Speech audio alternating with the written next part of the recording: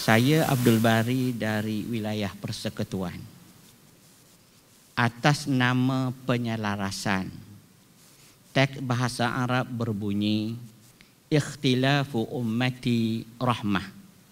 Saya tak pasti adakah ia hadis Nabi atau asar sahabah. Tapi saya yakin yang berbahagia sahibus samahah Profesor Madya Dato' Arif Perkasa Dr. Muhammad Asri lebih arif dari saya. Macam mana kita nak perkasakan institusi fatwa kita jika kita berbeza fatwa yang jurangnya sejauh langit dan bumi? Maksud saya, pengalaman di wilayah Persekutuan, jika kami ditanya seseorang berzina kemudian berkahwin, selepas 3 bulan kahwin dapat anak lelaki, dan kemudian selepas 2 tahun dapat anak perempuan, si ayah mati. Kami mengatakan anak perempuan mendapat separuh daripada harta, 3 juta dapat 1.5, manakala anak lelaki yang tak sah taraf tak layak dapat harta pusaka. Berbeza dengan perlis. Anak yang lahir selepas 3 bulan kahwin dianggap sebagai anak sah taraf. Lalu pembahagian faraidnya akan berakhir. Anak lelaki yang tak sah taraf akan dapat 2 juta, anak perempuan akan mendapat 1 juta. Fatwa yang berbeza mempunyai implikasi yang besar. Maslahat mana yang patut kita ambil? Itu dari segi fatwa berkenaan dengan anak tak sah taraf. Okey. Yang kedua, berkenaan dengan kajian pelajar saya.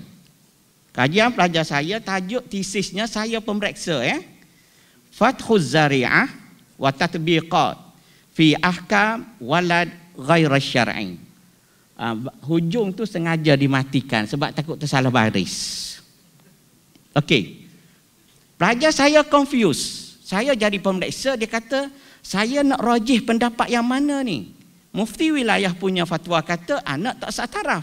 Perlis pula kata anak sah taraf. Saya kata, buatlah kajian. Apa dalil dia? Siapa ahli jawatankuasa fatwa dia? Saya sebagai pemeriksa, kalau awak kata ar-rajih indi fatwa min wilayatil birris alal mazhab hambali kama qala sahibus samahah, saya tak ada masalah. Pelajar saya kata, saya confused Ustaz.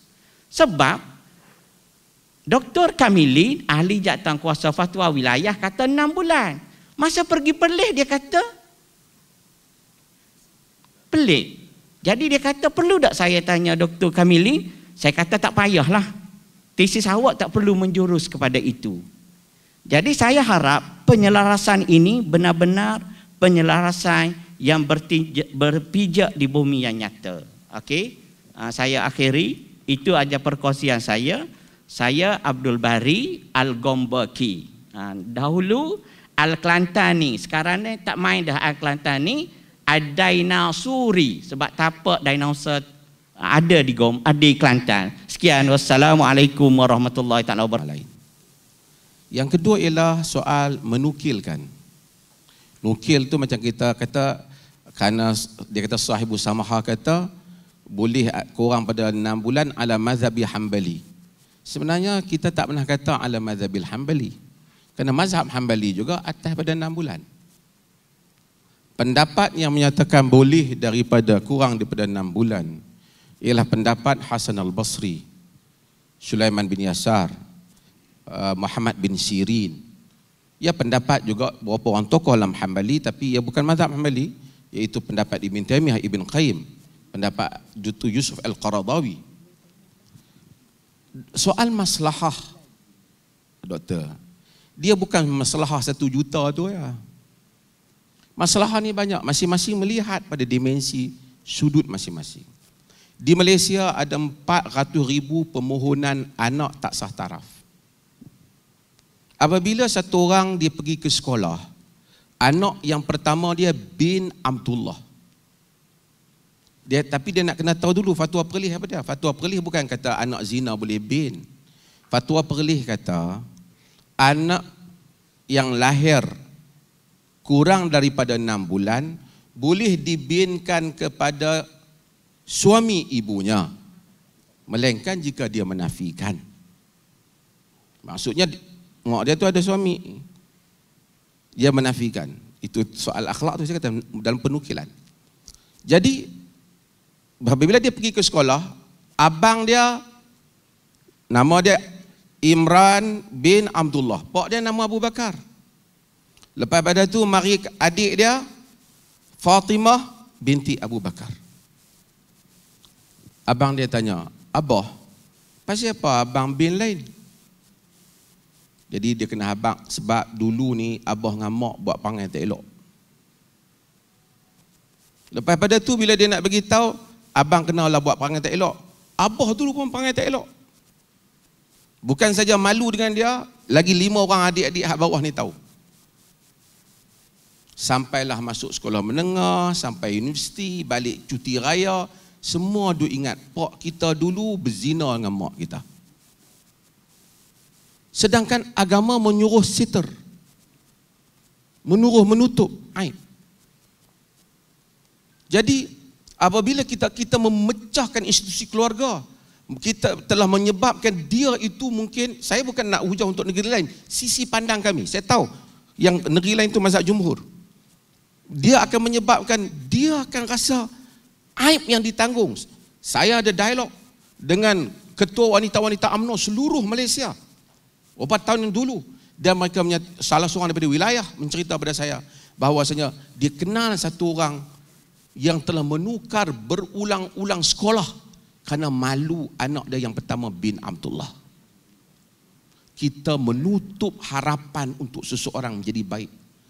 Pak dia pergi 7 kali pergi Mekah pun balik, tu dia pergi Mekah 7 kali, anak hak sulung tu anak zina. Dan kita melihat banyak lagi. Kaul yang kita pegang bukan kaul yang tidak ada di kalangan ulama. Al-Hafiz Ibn Hajar Al-Asqalani menyebut kaul itu di dalam Fathul Bari. Al-Imam Al-Qurtubi menyebutnya di dalam tafsir Al-Qurtubi. Tak apalah, kita berbeza pandangan, tapi tak ada orang bergaduh. Penyelesaian macam mana, Tuan Syekh, penyelesaian dia, kalau dia kes itu dibicarakan di Perlis, dia biar di Perlis lah. Kalau dibicarakan di Selangor ataupun dibicarakan di wilayah, dia bicara kami, dia ikut hal itu. Kalau pak dia itu tak mau bicara, dia nak ikut mazhab Syafi'i ataupun Hanbali, dia tak mau binkan anak dia itu dengan diri dia, dia boleh tak payah binkan. Ini urusan mahkamah. Keputusan hakim memutuskan khilaf. Yang penting ialah apabila kita membakar sentimen di kalangan rakyat. Keluasan ini kita lihat pada 400,000 yang melaporkan kepada pihak pendaftar, yang akan suffer, yang akan diingati dalam sejarah hidup 400 keluarga, 400,000 keluarga, bapak dia penzina. Sedangkan ruang kemaafan dan penutupan agama beri, walaupun kaul ini yang disebut oleh Syekh Mustafa Zarqa, kata di kemungkinan satu kaul itu yang dianggap kuat pada satu zaman menjadi dhaif pada zaman yang lain disebabkan perubahan manusia, keperluan, fasadnya masyarakat. Kaul yang dianggap dhaif pada satu zaman menjadi kaul yang kuat pada zaman yang lain. Akhir, at the end of the day, ini adalah perkara khilaf. Saya belum pernah mendengar satu orang pergi tumbuk satu orang pasal kes ni. Tapi khilaf politik tumbuk ramai dah. So kita sebagai orang berilmu, jangan jadikan, don't exaggerate these differences supaya orang menganggap kita dah kalut dah. Dalam dunia Islam, saya sebut, dalam mazhab Imam Malik, dalam mazhab Syafi'i, baca bismillah wajib, Fatihah tak baca tidak sah. Guru dia Imam Malik kata baca bismillah bagi Fatihah makruh. Tak pernah orang kata teruklah Syafi'i telah tak sahkan semayang guru dia. Orang tak kata. Itu adalah ijtihad dalam kerangkanya. So kita itu fatwa ini soal kematangan dan kebijaksanaan kita dalam menguruskan perbedaan. Terima kasih.